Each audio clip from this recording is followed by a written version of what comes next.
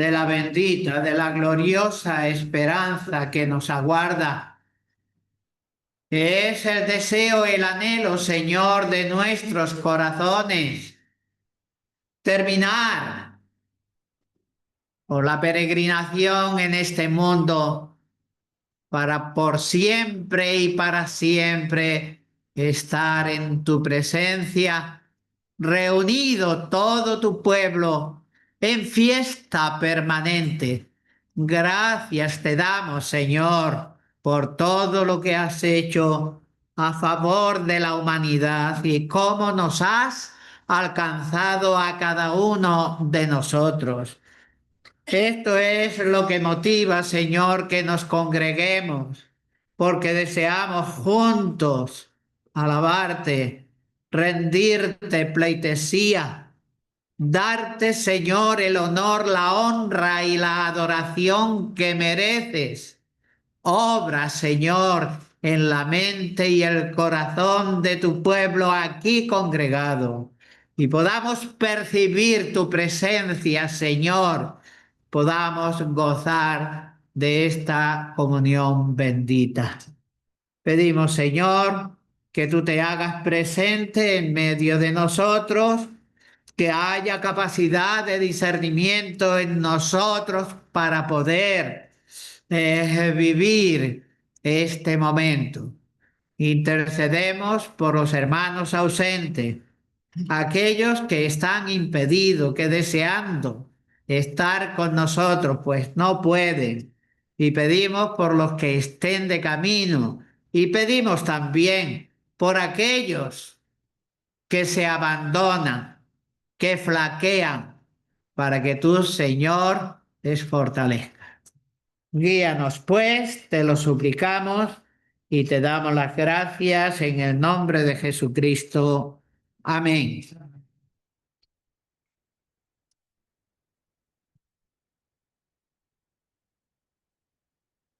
Bueno, pues vamos a tener una lectura en el libro del profeta Oseas.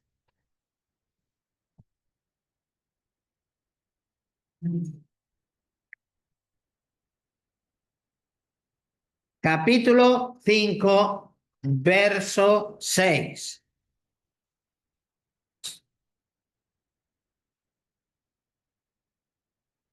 Dice, dice el profeta por inspiración divina: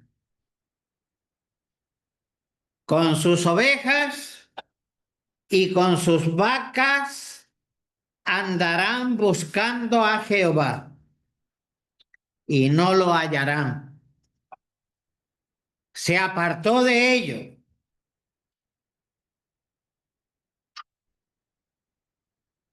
Versículo del 13 al 15, mismo capítulo.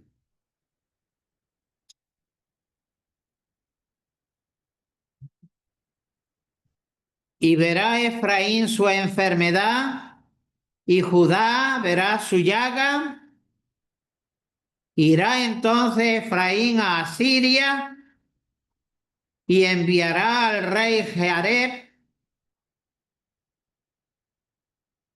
mas él no os podrá sanar ni os curará la llaga.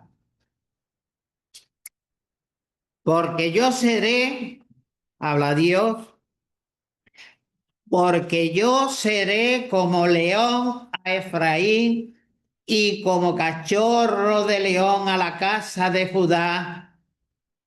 Yo, Dios, arrebataré y me iré, tomaré y no habrá quien liberte. Andaré y volveré a mi lugar hasta que reconozcan su pecado y busquen mi rostro. En sus angustias me buscarán. Capítulo 6, versículos del 1 al 7.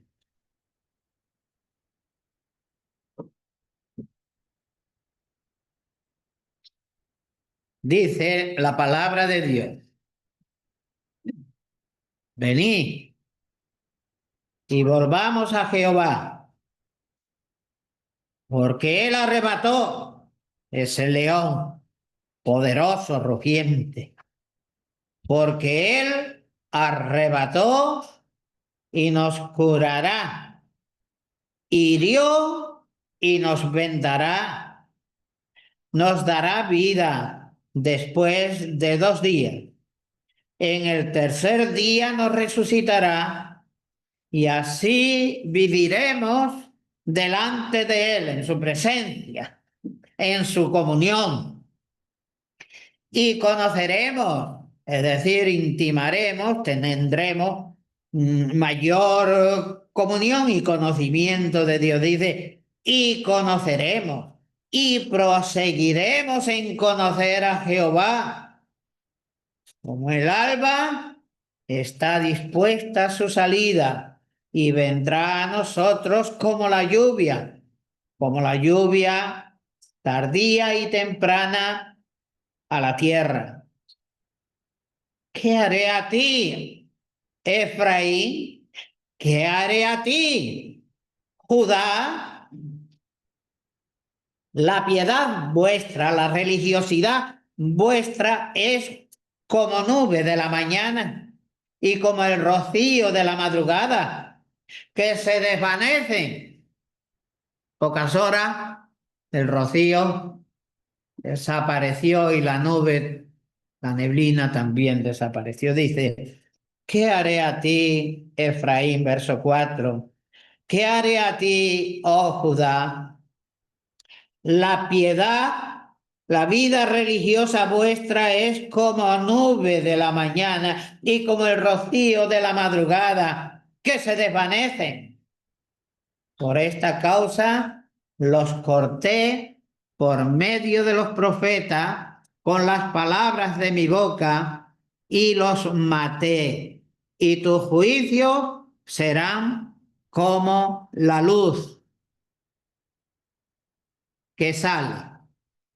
Porque misericordia quiero y no sacrificio, y conocimiento de Dios más que holocausto.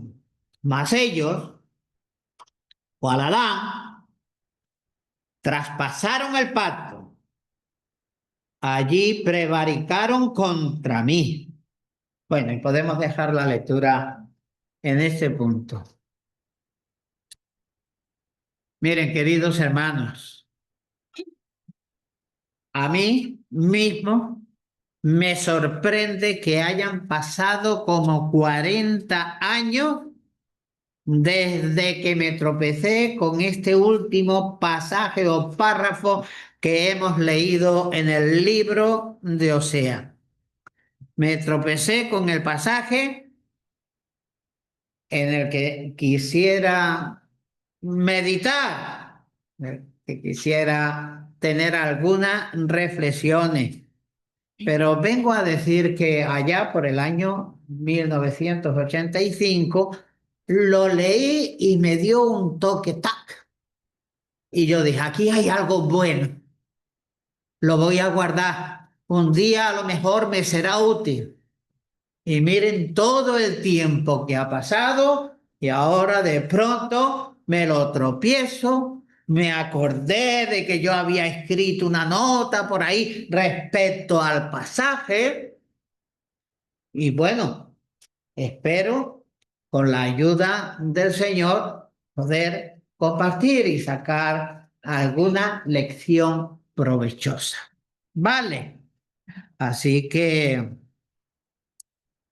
vi utilidad y vi que podía ser de vital importancia a la asamblea y que podía ser para provecho de cada miembro en particular. Así que, vuelvo a repetir, espero con la ayuda de Dios poder sacar alguna lección. Son 40 años que se dice pronto. Y ahora, al cabo del tiempo, creo que ha querido Dios que me tropezara con la vieja nota que guardé, pensando, como ya he anticipado, que en algún momento me podía ser de utilidad. Este pasaje en cuestión ya hemos visto que pertenece al libro de Oseas. Ya os indicaré cuáles son los textos que guardé hace tanto tiempo y ahora vamos a procurar situarnos en el contexto. Será importante, nos ayudará a poder captar la idea, a poder entenderlo mejor. Miren, en el capítulo 1 del libro y el verso 2 leemos, Oseas 1, verso 2, el principio de la palabra de Jehová por medio de Oseas. Dijo Jehová a Oseas, ve, tómate una mujer fornicaria e hijo de fornicación, bastardos, porque la tierra, el pueblo en general, la tierra fornica apartándose de Jehová. Esto es una pincelada de la situación espiritual y moral en la que se encontraba principalmente el reino del norte. Israel también se le llama Efraín y también Jacob. Vale. Y yo leo esta orden que el Señor da al profeta. Y me resulta algo tremendamente chocante, como que, ¿cómo puede ser que Dios diga lo que le dice o que Dios ordene lo que ha ordenado al profeta? Ve y tómate una mujer fornicaria y convive con ella y lo de los hijos. Choca, choca que Dios dé expresamente este mandato al profeta. Resulta muy chocante. Un Dios tres veces santos. Que este Dios dijera al profeta que se casara con una mujer ramera y que tuviera hijos de ella. Esto parece algo verdaderamente inconcebible. Al menos, vuelvo a repetir, me resulta chocante, repelente. No. El caso es que Oseas, este tremendo, gigantesco siervo de Dios, obedeció y a partir de ahí nuestro hombre tuvo que vivir un drama, pero qué terrible, un drama que hubiera hecho pedazo, hubiera derribado al más fuerte de los siervos de Dios, porque vaya lo que le cayó encima con aquella mujer que él se buscó y que sacó seguramente de los cultos paganos, porque Israel estaba lleno de idolatría. En todos los montes, en todos los sitios frondosos, allí tenían plantado altares al estilo de los paganos y copiaban sus cultos. Y parte de ese culto era esa aborrecible práctica de fornicar y de hacer barbaridades con el sexo para agradar a Dios. Así que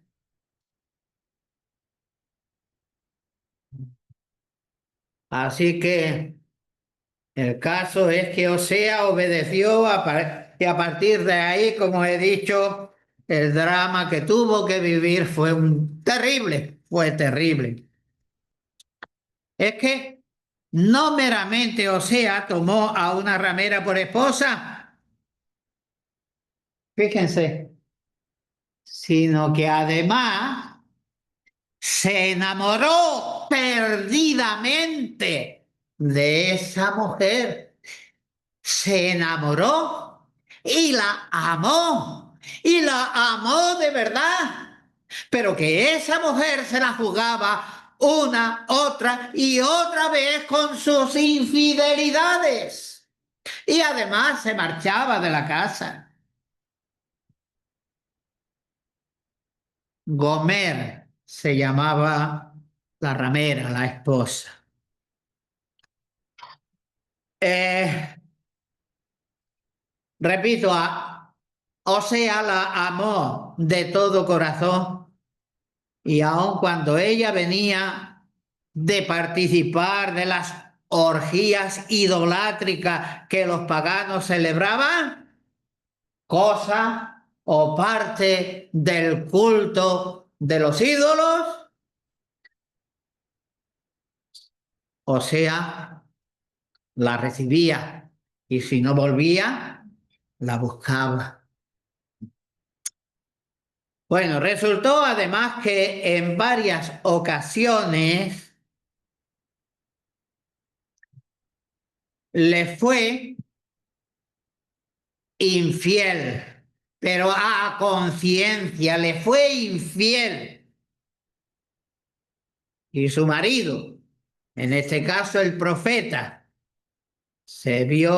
la vio que estaba tirada en la calle, estaba totalmente arruinada, como una basura.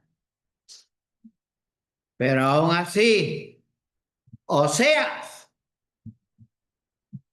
seguía amándola. La amaba de verdad, con carácter de autenticidad. La amaba e iba. La buscaba, la rescataba del mercado de esclavos o de esclavas. La limpiaba, la vestía, la perdonaba. La restauraba como su esposa y la ponía allí en su hogar. Y esta, queridos hermanos, queridas hermanas, esta fue la manera, la forma en la que Dios quiso preparar y quiso equipar a su siervo, es decir, a Osea, para que este siervo suyo tuviera el poder y la comprensión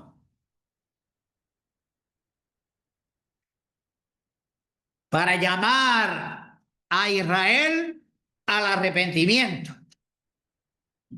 De manera que Dios ordena, o sea, lo que ordenó, o sea, lo cumplió, y con eso Dios estaba procurando equipar y mentalizar a Osea para que fuese con toda la fuerza, con todo el vigor de lo que es sentir lo que va a decir y llamara al pueblo de Israel al arrepentimiento. De forma que Gomer, sus vicios y sus infidelidades vienen a representar al pueblo de Israel. Así que Gomer es una representación, una imagen de lo que era Israel. Una mujer fornicaria infiel, una mujer adúltera.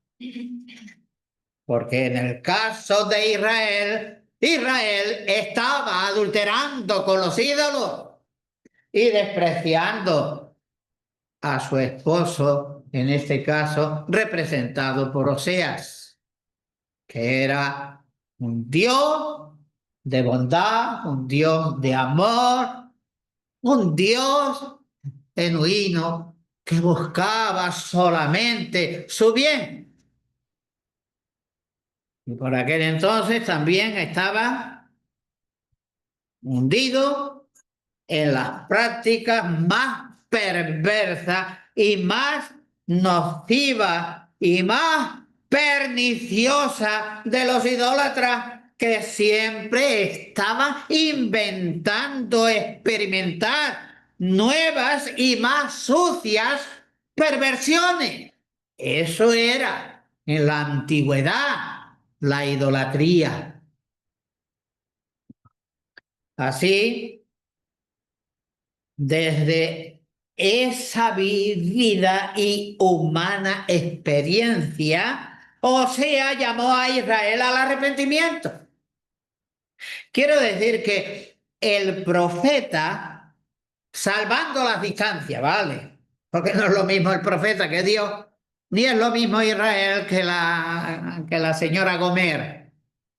Salvando las distancias, podía mejor que nadie expresar el sentir del corazón de Dios. El profeta que tenía que predicar el mensaje de Dios tenía que dar a conocer cómo latía ese corazón divino, que se sentía afrentado, pero que amaba a su pueblo y que lo quería rescatar. Así que aquella conducta, la del pueblo, era aún más perversa que la de Gomer, la esposa del profeta. Miren lo que dice capítulo 2 y versículo 14. Miren, pero he aquí que yo la traeré y la llevaré al desierto y hablaré a su corazón. Los planes de Dios para con Israel. Y a pesar de su rebeldía y de su endurecimiento, Dios no quería abandonarlo y quería tratar íntimamente con él y se iba a dirigir al corazón del pueblo, al corazón de Israel. Entonces aquí vemos a Dios dialogando con el profeta y sí, expresivas son estas palabras, aún más fuertes y sentidas son las palabras que vamos a leer, las palabras que sí. Vamos al capítulo 3, el verso 1 y el verso 2.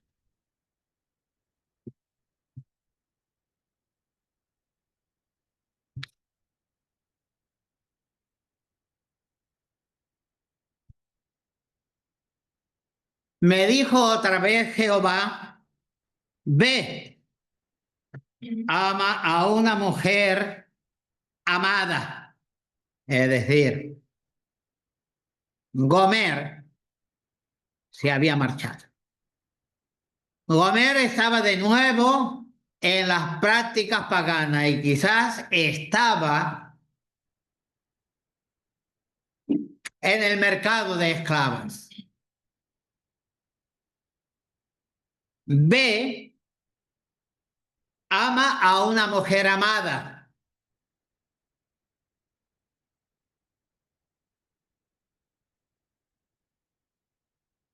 De su compañero, aunque adúltera, como el amor de Jehová para con los hijos de Israel, los cuales miran a dioses ajenos y aman tortas de pasa, la compré entonces para mí, o sea, la esposa, por todo lo que había hecho, había dejado de ser esposa.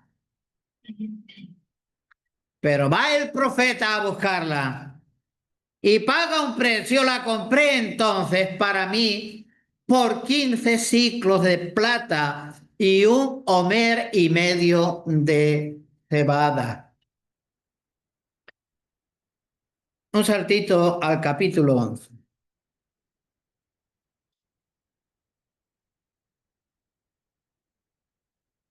Verso del 7 al 9. Dice,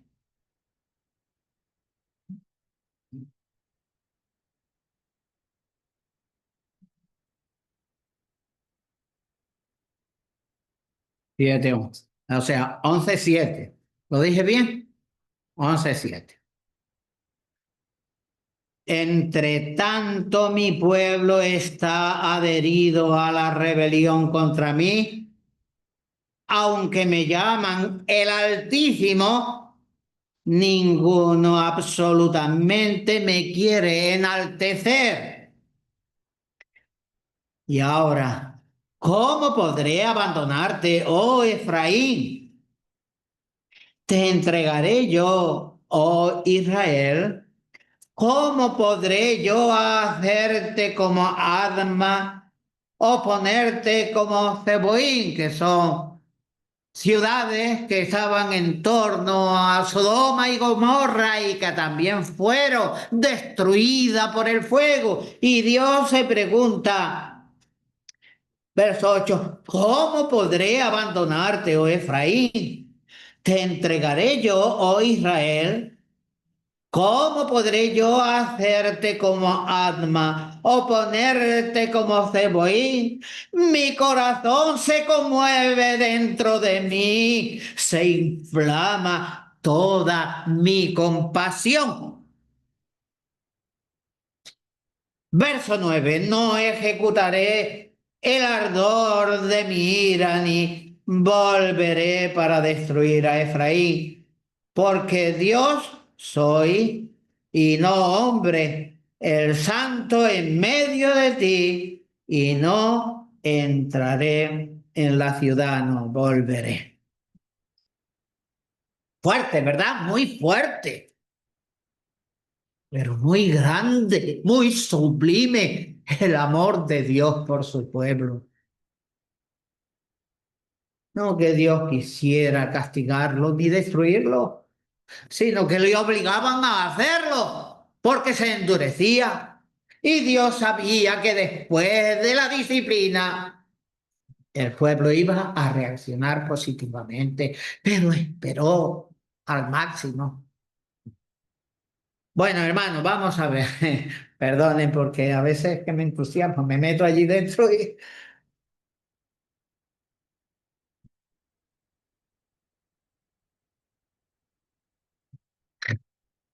estoy leyendo aquí una nota y es que si prosigo con el contexto, tratando de contextualizar el tema, pues que nos va a faltar, como siempre, nos va a faltar tiempo para el mensaje y en este caso siempre queremos decir más de lo que el tiempo nos permite.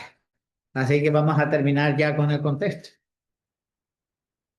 Ahora vamos a leer en Isaías, aunque os parezca raro, pero ahora vamos a ver por qué.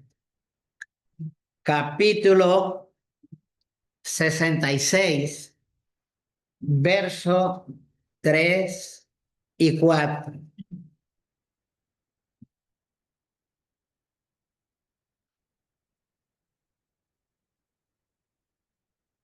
Isaías 66, verso 3 y 4.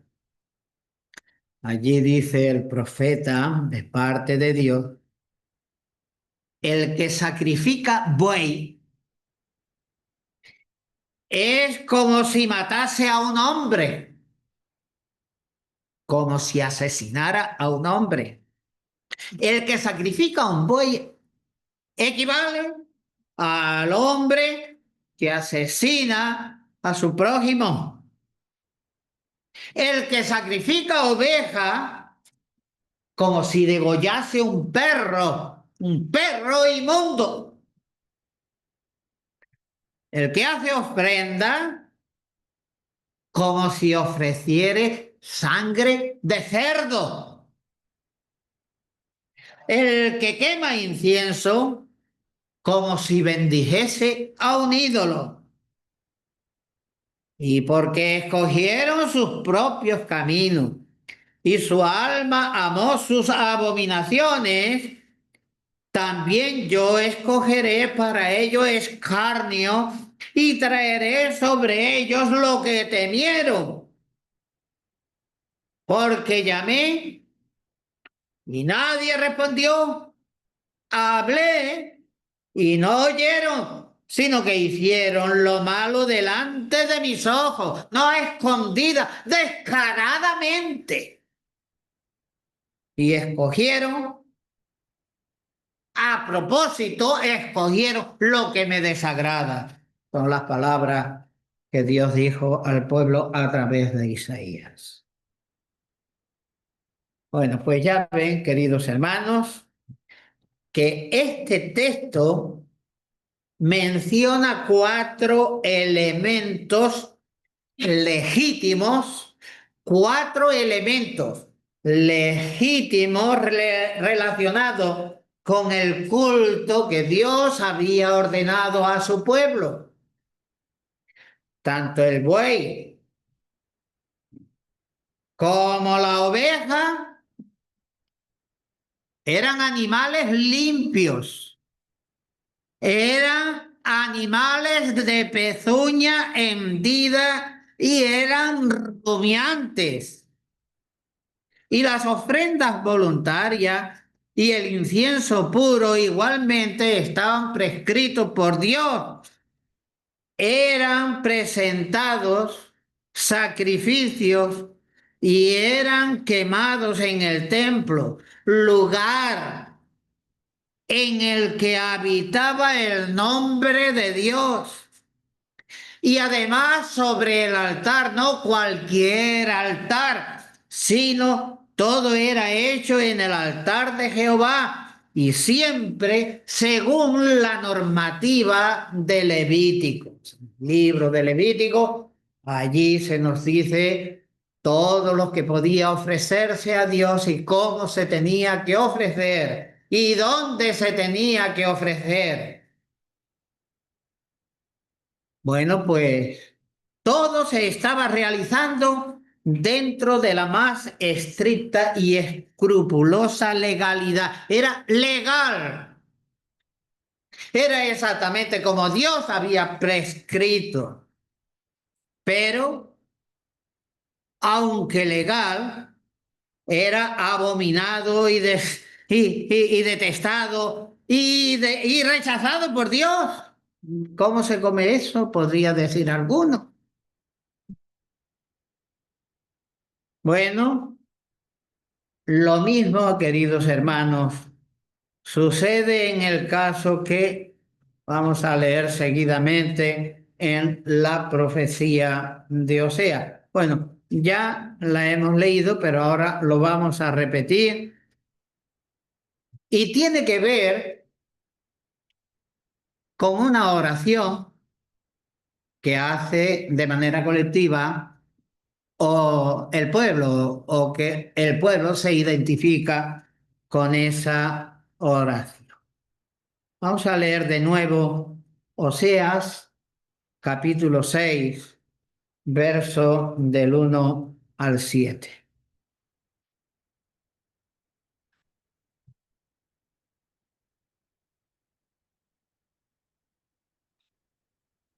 Así que el verso anterior ha dicho que Dios se va a presentar como con toda la ferocidad de un león y va a dar el zarpazo y va a desgarrar y a destrozar a la víctima y va a coger el camino y se va a marchar sin mirar para atrás. Eso es lo que más o menos hemos leído o se puede leer en el capítulo 5. Y ahora, capítulo 6, versos del 1 al 7. Aquí hay un movimiento de parte de Israel.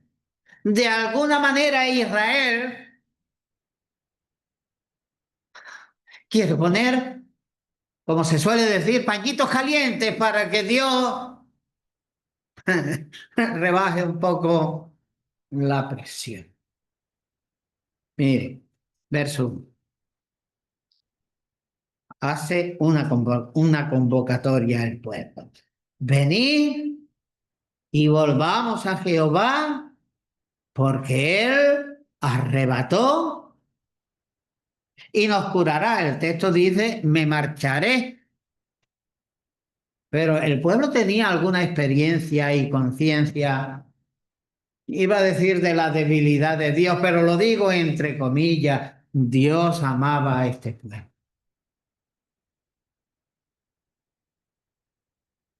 Repito, venid, volvamos a Jehová, porque Él arrebató y nos curará, nos hirió y nos vendará. Dice, nos dará vida después de un par de días.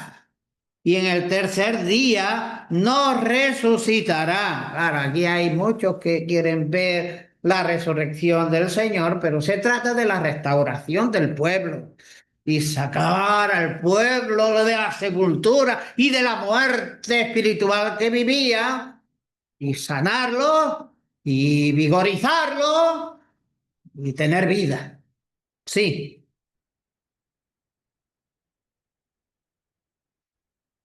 nos dará vida después de 2 días. Verso 3. Y conoceremos, qué bonito, porque aquí conocer no es tener información. Aquí la idea, como siempre, esta palabra en la Biblia habla de intimidad, conocer íntimamente y saber de qué pie cojea y saber cuáles son sus flaquezas, sus debilidades, sus anhelos, sus deseos, sus gustos. Eso es conocer. Bien, verso 3. Y conoceremos, pero no nos conformaremos con una primera ración y proseguiremos en conocer a Jehová. Es decir, tendremos comunión con Dios, que eso es lo que da el conocimiento al creyente, conocer a Dios.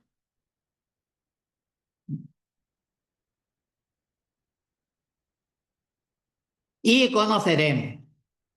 Y proseguiremos en conocer a Jehová. Quieren granjearse el favor de Dios, como si quisieran darle coba. Haremos esto, resultará esto y esto, ¿eh? Y conoceremos y proseguiremos en conocer a Jehová como el alba está dispuesta a su salida y vendrá a nosotros, Jehová, como la lluvia, como a la lluvia tardía y temprana a la tierra, es decir, vendrá a refrescarnos, vendrá a darnos vida, porque el agua es vida, es bendición de Dios. Así que haciendo esto que estamos diciendo, vamos a tener de parte de Dios la siguiente reacción. Habla Dios, verso 4. ¿Qué haré a ti, Efraín? ¿Qué haré a ti, oh Judá? La piedad vuestra, esto que me estáis diciendo tan lindo y tan bonito, y ese propósito de conocerme y continuar, progresar en ese conocimiento, dice la piedad, la religiosidad vuestra es como nube de la mañana y como el rocío de la madrugada que se desvanece, es decir, muchas promesas, mucha consagración, mucha alabanza, mucho levantar las manos, mucho brincar, o lo que queramos. Pero eso dura nada. ¿Será que Dios no conocía al pueblo? Claro que lo conocía. Y bueno, ahí tenemos una denuncia. Verso 4. ¿Qué haré a ti, Efraín? ¿Qué haré a ti, oh Judá? La piedad, la religiosidad vuestra es como nube de la mañana y como el rocío de la madrugada, que se desvanece. Por esta causa, porque sois así y porque prometéis, pero es simplemente para, para engañarme, para sacar de mí lo que os interesa. Por esta causa los corté mediante los profetas. los corté con las palabras de mi boca, los maté, y tus juicios serán como la luz que sale como el alba.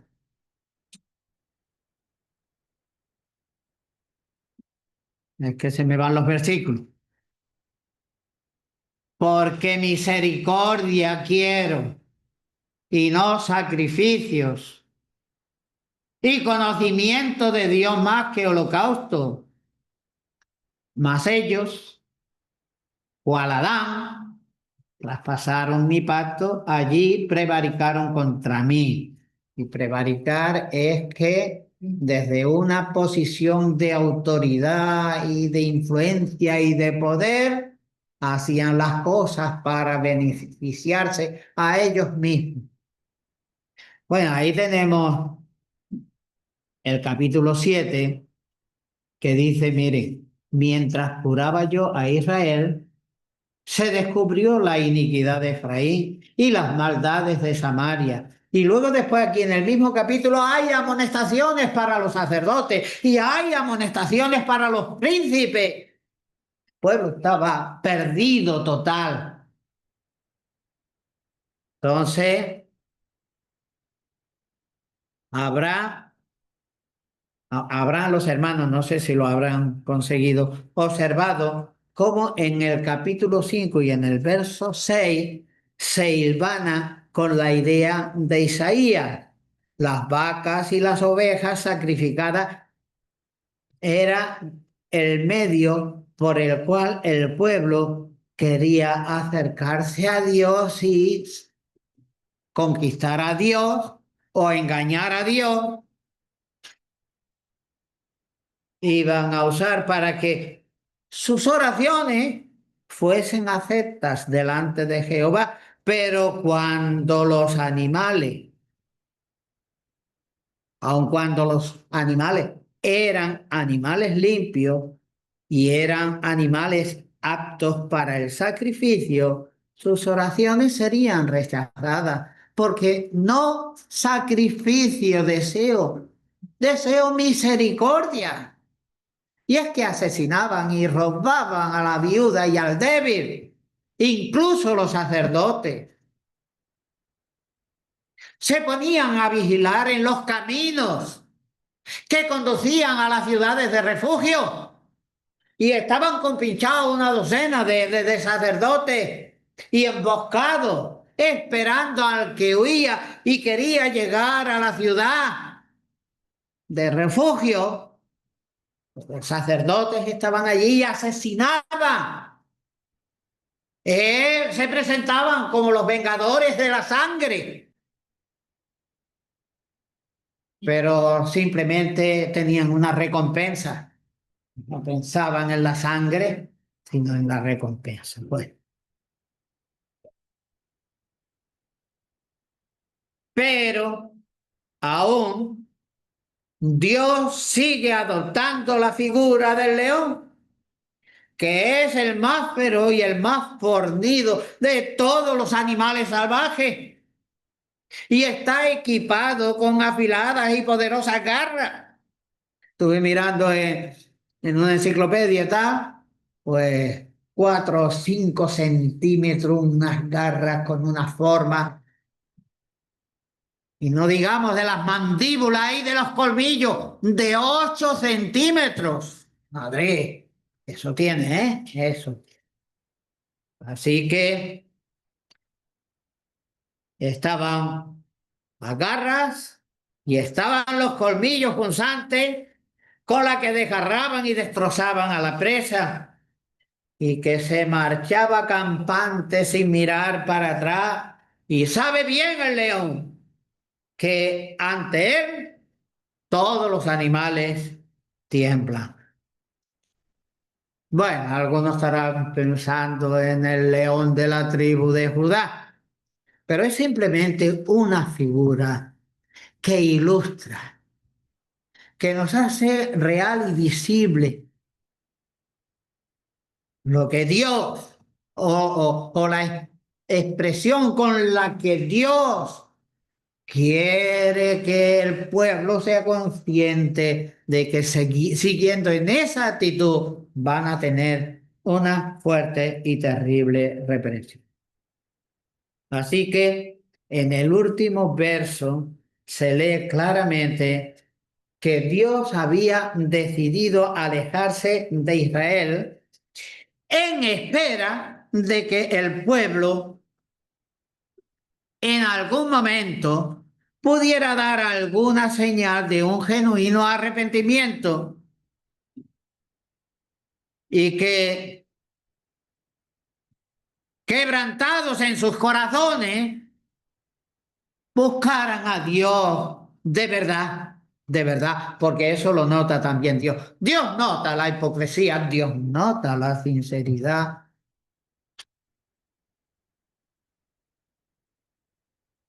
No sé si he podido describir más o menos el mensaje de Osea, pero sí que vieron claro que el castigo que anunció el profeta, ese castigo iba en serio. Y el pueblo se lo vio venir y reaccionó montándose una estrategia para camilarse a Dios, que es la oración que hemos leído. Volvamos a Jehová, eh, conozcámoslo, prosigamos conociendo toda esa estrategia para camilarse a Dios. Pero volvemos otra vez a lo que es correcto en lo externo. Miren, allí queda Israel, la historia de Israel allí lejana queda, aunque la palabra de Dios permanece para siempre. Pero vamos al día de hoy y a la relación del pueblo de Dios, la iglesia, con el Dios que se propuso en su divino conocimiento hacer la redención, ganar a los gentiles y hacer un pueblo que pudiera llevar el evangelio donde los judíos no pudieron por su rebelión y por haber rechazado y crucificado al Mesías. Así que ahora el giro se enfoca hacia el uso del lenguaje, ese lenguaje meloso, lindo, grandilocuente, que que quiere demostrar piedad, pero es solamente una apariencia de piedad. Esa es la forma de orar como aquel que desea acariciar el cielo. Me vuelvo todo espiritual y voy a orar. Y casi rozo el cielo y casi puedo coger el cielo y casi lo puedo bajar hasta aquí, traerlo para abajo. Pero que no pasa, eso no pasa de ser más que una oración de boca para afuera que puede conmover a los oyentes y se puede crear un prestigio de hombre elocuente y religioso y piadoso. Pero claro, Dios no puede ser burlado. No obstante, ellos, y ahora entramos nosotros, lo intentamos. No puede ser burlado. Pero bueno, es que nosotros a veces nos creemos más sabios que Dios y nos pensamos que se la vamos a colar. Y nos presentamos, pero vamos, los más religiosos y los más piadosos del mundo. Venid y volvamos a Jehová, porque Él arrebató y Él nos curará, hirió y nos vendará, nos dará vida después de un par de días. En el tercer día nos resucitará y viviremos delante de Él, en su presencia, cara a cara. Y conoceremos y conoceremos y proseguiremos en conocer. No nos vamos a perder ahora ningún estudio, ¿vale? Para conocer cómo el alba está dispuesta a su salida, es lo que ellos vienen diciendo. Dios es bueno, Dios está dispuesto, está preparado, va a intervenir y vendrá a nosotros como la lluvia tardía y temprana. Bueno, ¡guau! Es mucho. Bueno, pues en esta mañana, queridos hermanos, para no ser más bravos,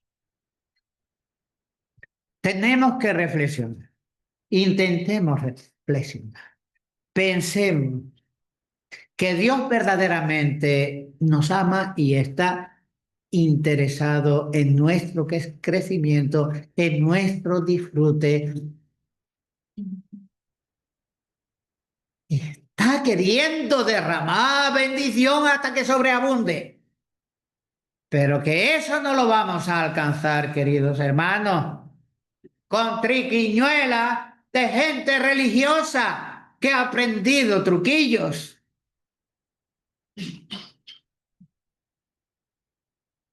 No sé con qué idea cada uno ha salido hoy de su casa y se ha dirigido a este lugar. Gloria a Dios que Él ha permitido que esté.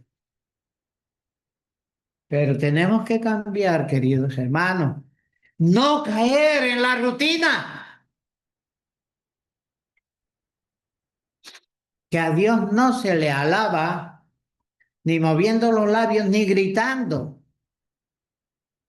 A Dios se le alaba reconociéndole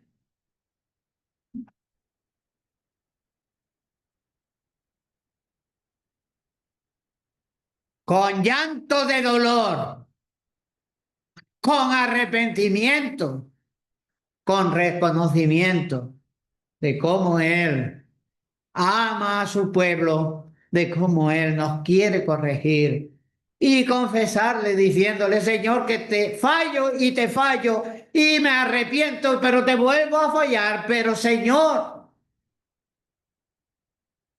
usa de misericordia, levántame, afírmame y enderézame. Vale.